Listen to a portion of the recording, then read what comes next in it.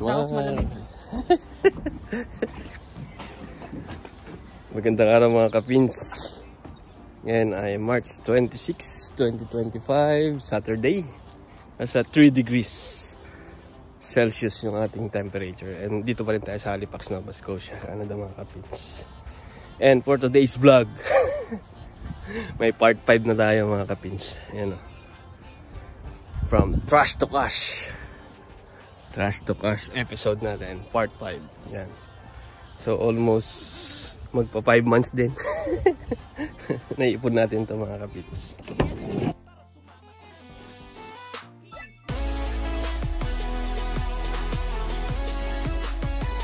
Tayo dapat lumaban sa kanyang mga vlog. Makikita nyo, buhay Canada, malalaman nyo. Saan man siya magpunta ay kasama kayo. Mga ginagawa ng OFW. Dating crew sa Jollibee store, naging manager for 20 years. Nagsikap, nagtiyaga, at ngayon nasa Canada na. Taasan lang ang pangarap mga kapins, para mataas din ating marating. Maraming malalaman kay kapins, laging positive sa pins.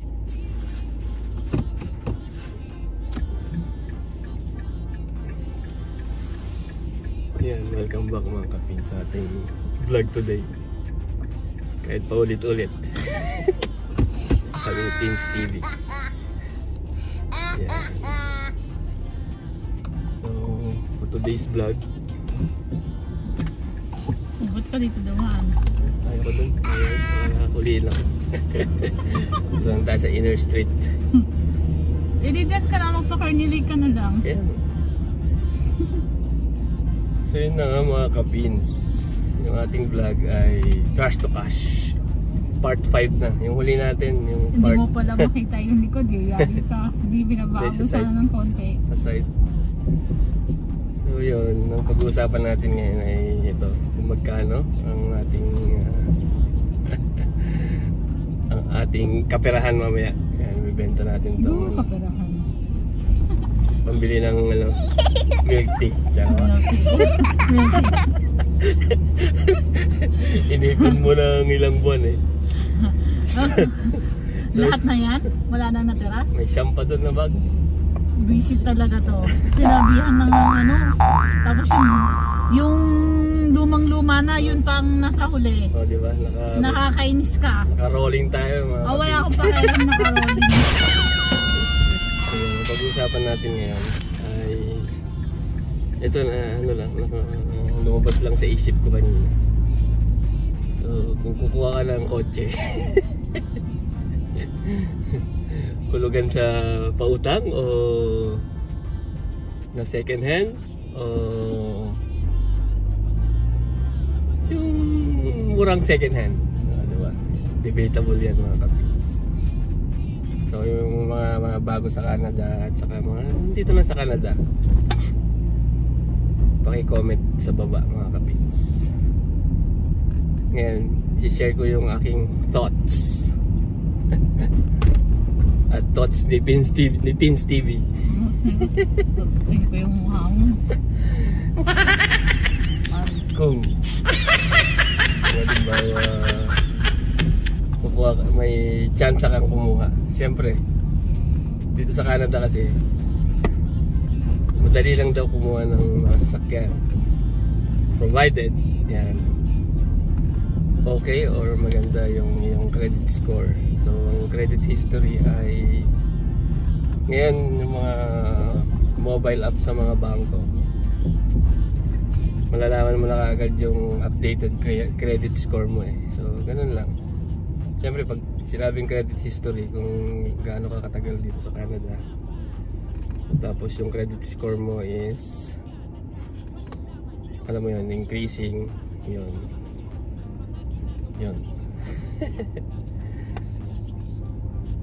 So yun yung ating thoughts ngayon. Sa akin, nakafocus na ako sa ano eh. So kung halimbawa magkakaroon ako ng, sabihin natin $7,000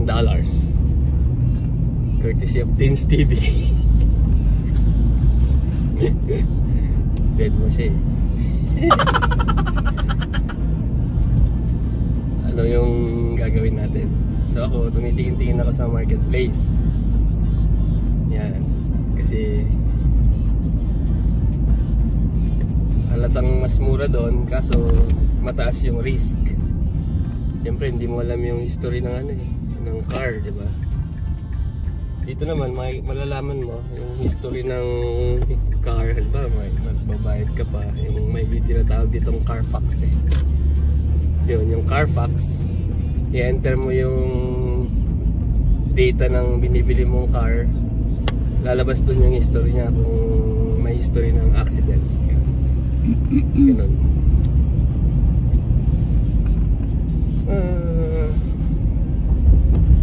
And second, syempre magdadala ka ng legit na kakilala mong mekaniko, kasi syempre di naman tayo expert dyan. Yun. Although may mga DIY na nabibiling mga ang tawag doon, kalimutan ko na. Nilalagay sa para yung diagnostic yan. Pwede kang bumili online para makita mo yung kung ano yung sakit ng bibilin mo car. Pero syempre may swertihan din yan. May one time ako nakita isang sasakyan, tago natin sa Ford Escape. Yun. So binenta niya ng may-ari kasi nakabili na siya ng bago. So palit na siya. $4,000 lang. Yun. Siyempre 4,000. Magandang klase pa. Galing. Nag-post siya sa marketplace, nakita ko. So sinend ko yung yung link kay Mrs. So unfortunately within an hour na-sold na. So yung mga mahilig, mga malengke sa marketplace yan, nag-aabang-abang yan, katulad ko. Magandang klase soap. So dito na tayo ngayon sa Tambrook Street. Punta tayo ng Bedford, pinupuntahan natin kaibigan nating nag-work sa Enviro Depot. Yan. Si Ate Marlene.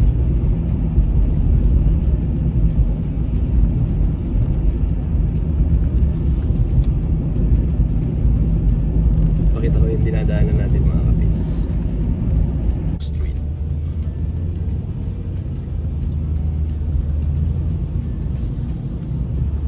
Enjoy nyo muna yung view mga kapits.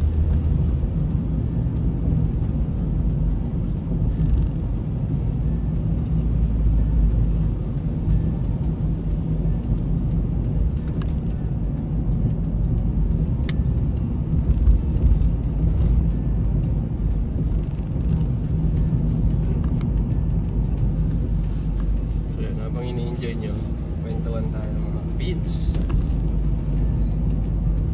So yun. So usually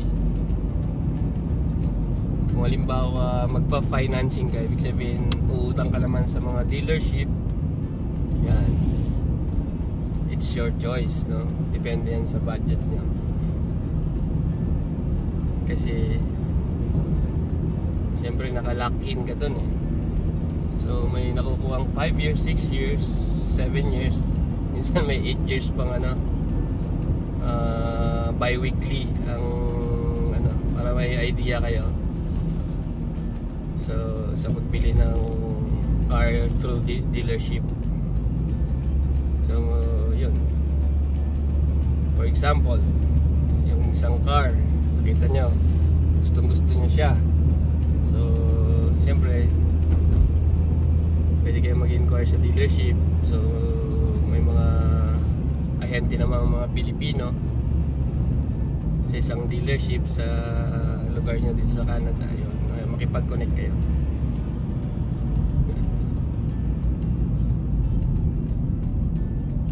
So yun. So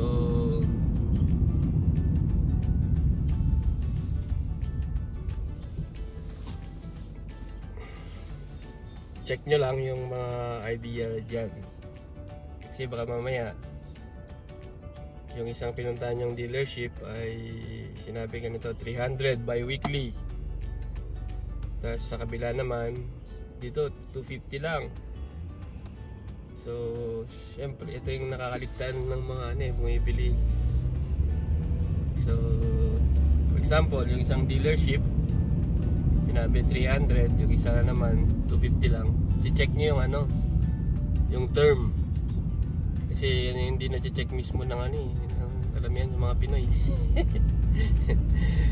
Makita lang na mababa yung bi-weekly, nag-go sila, puipirma na sa kontrata. So i-check nyo. For example, 60 months to pay, bi-weekly is 300. Yung isa naman 250 lang pero 72 months pala. Yung mga ganun. Nasa kontrata kasi once na pumirma kayo, wala na, nakatali na kayo. For example, 6 years. Yun lang ang aking share sa inyo regarding sa pag-acquire ng kotse, second hand man or brand new. Pero dito kahit na second hand, kasi chine-check siya ng mga certified auto shop, no? Ang maganda rito, pagka halimbawa nagka-problema yung car mo, halimbawa na sa aksidente, tapos check ng police yung sa investigation nila yung tawag dito. Kasi hindi mo na nag-short check ng police yung yung kung sino yung nag-issue ng di ba, MVI or Motor Vehicle Inspection sticker. Malalaman nila dun So yun. Kaya compare mo sa Pinas yung worthiness yan, ng isang car, mas malamang ahead dito kasi nga walang corruption. Charot. Di ba sa Pinas pag nagpa-check ka ng emission testing, ganyan dami. Anyway, opinion ko lang yan, mga kapins. So yun, katulad nito nang dinadrive ko, so bigay ni boss, 2010 model to sabihin natin, siyempre na subaybayan niya naman yung ating mga content sa pag-repair nito. Ganun, nagkakayak sila. So siguro sa na to 2.5 years na amin. Ayos naman dating sa makina. So syempre may mga wear and tear lang na kailangang palitan. So na-vlog ko naman yan. Sabihin natin ang ginastos na dito ay more or less 4,500. Yun yung sinasabi kong race sa isang second hand. Siyempre tulad 2010, 15 years old na tong car, pero reliable naman. Yan. Marami kang consider yung kilometers niya, kasi may mga naka 450,000 kilometers pero maganda pa rin yung takbo kasi nga mini-maintain ng maayos. Yun. So depende na siguro talaga sa perspective ng isang tao. Yung iba naman gusto na yung brand new kasi iwas maintenance, yung alam mo yung kasi pag brand new, di ba, after 5 years ka pa magpapalit ng mga kailangang palitang pyesa, ganun.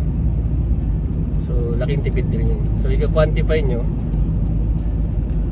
Pero ako, kung may pera talaga, brand new at cash, charot.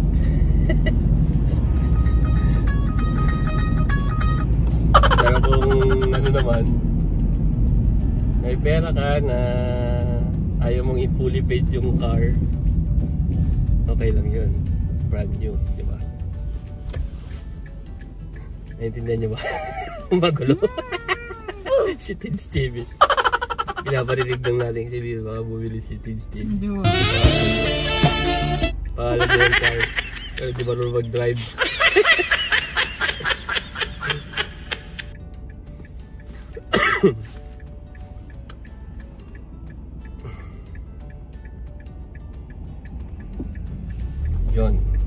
Yun eh.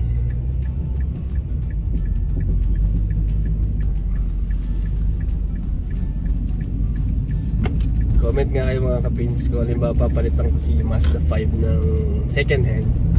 Anong model? Anong year model? Anong make? Dito ang tawag dito sa mga ano, diba yung Honda manufacturer, diba? Dito make ang tawag doon. So parang maker. Mazda yan. Honda make. Mazda make. Pero naisip ko, ano siya, kung hindi Japanese car. Pero ngayon, may sa Facebook, kung dahil nagbibenta ng ano eh, Ford. Kaya napapa-google ako sa Ford eh. Yung mga SUV. Yan. Ay, mga Ford dyan dito sa Canada. Mga comment mga kapins. Kung reliable din ba ang Ford.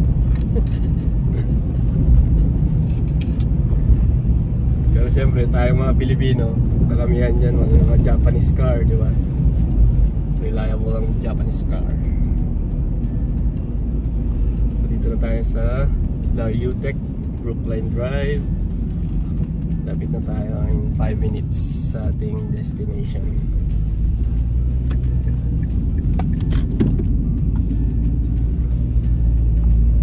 Pakita ko sa inyo ulit.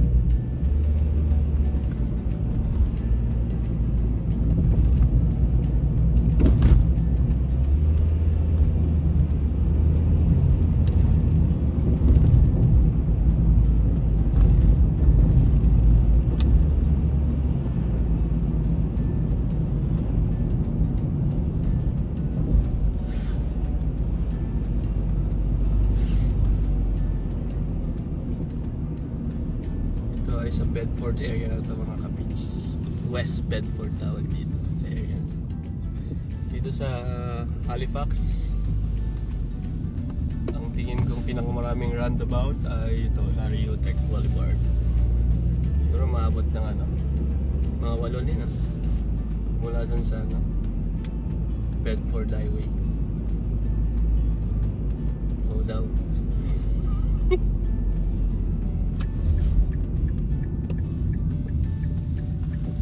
Dumaan sa anong tawag dito? Blue Water Road.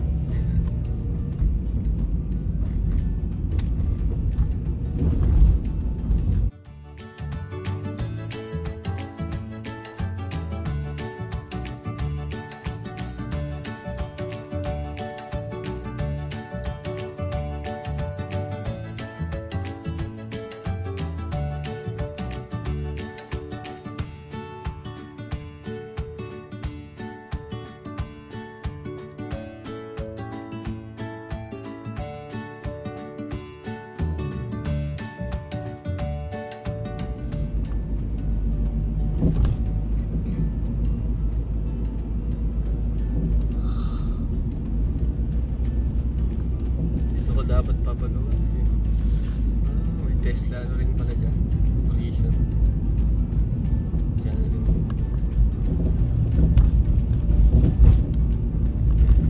Dito sa Blue Water Road, malapit sa Hammond Plains. Hammond Plains din, di ba?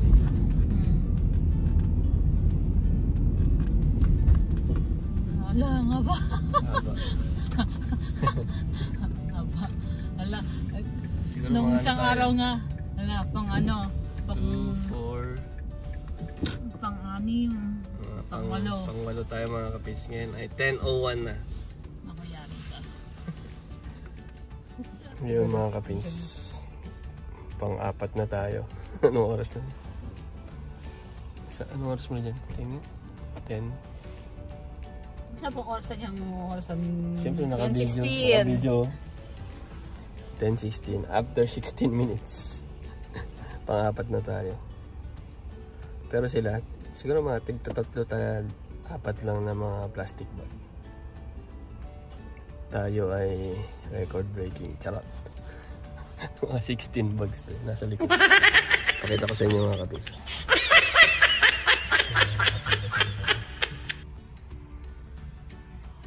Oh, di ba?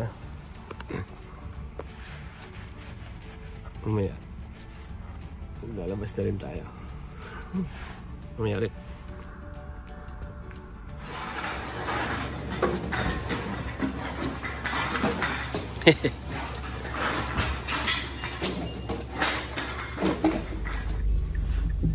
Yun mga kapins, tapos na. After 45 minutes, 10:45 na tapos. Yun, ano siya.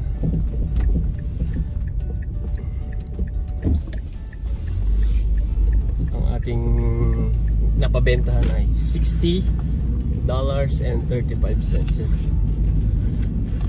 Dahil dyan may panggas na si Pin Steve. Papagas. Charot.